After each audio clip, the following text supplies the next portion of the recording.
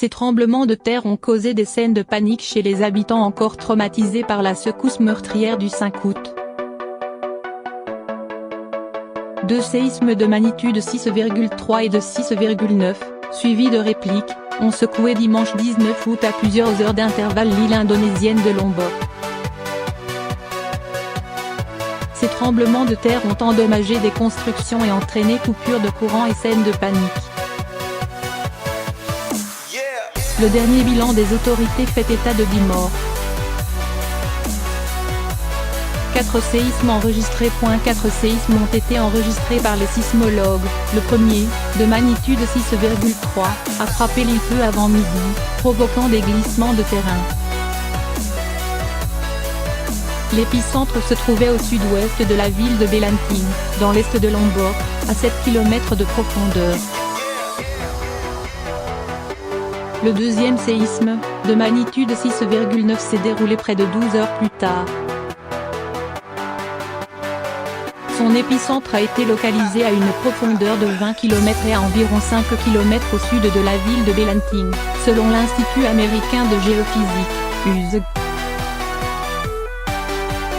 Deux répliques de magnitude 5,9 et 5,3 ont suivi, mais aucune alerte au tsunami n'a été émise.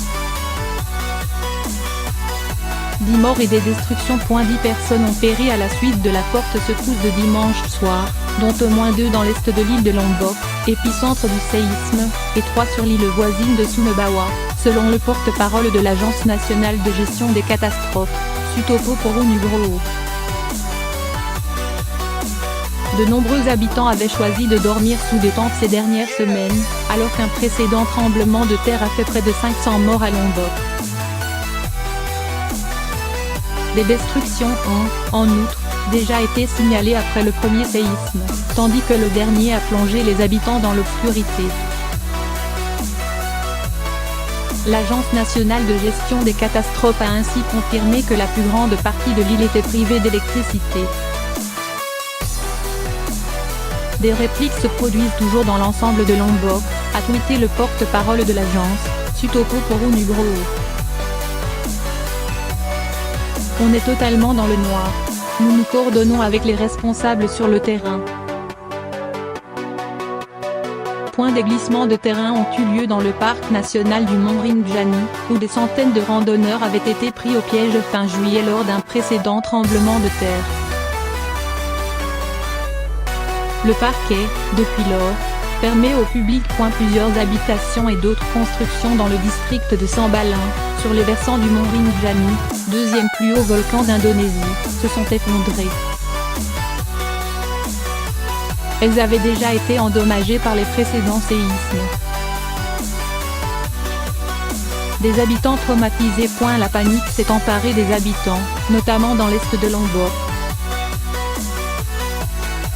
J'étais en train de conduire pour aller livrer de l'aide aux évacués quand les poteaux électriques ont commencé à se balancer. J'ai réalisé que c'était un séisme, a raconté l'un d'eux à l'agence France Presse, AFP. Les gens ont commencé à crier et à courir dans les rues. Nous dormions tous dans une tente pour les évacuer. Je venais juste de m'endormir lorsque soudain ça a commencé à trembler. Tout le monde est sorti en courant dans la rue en pleurant et en criant, a déclaré un autre à l'AFP. La secousse a également été ressentie à Mataram, la capitale de Lombok, ainsi que sur l'île touristique voisine de Bali. Tout le monde est traumatisé par les précédents séismes parce que les répliques ne semblent jamais devoir s'arrêter, a témoigné un résident de Mataram. Un précédent séisme meurtrier. Le 5 août, un séisme de magnitude 6,9 a fait au moins 481 morts sur Lombok, des dizaines de milliers de blessés et plus de 350 000 sans-abri qui dorment sous des tentes ou des bâches près de leurs maisons endommagées. Les dégâts causés aux routes, notamment dans la région montagneuse du Nord, rendent encore plus difficile la tâche des organismes de secours pour venir en aide aux sinistrés.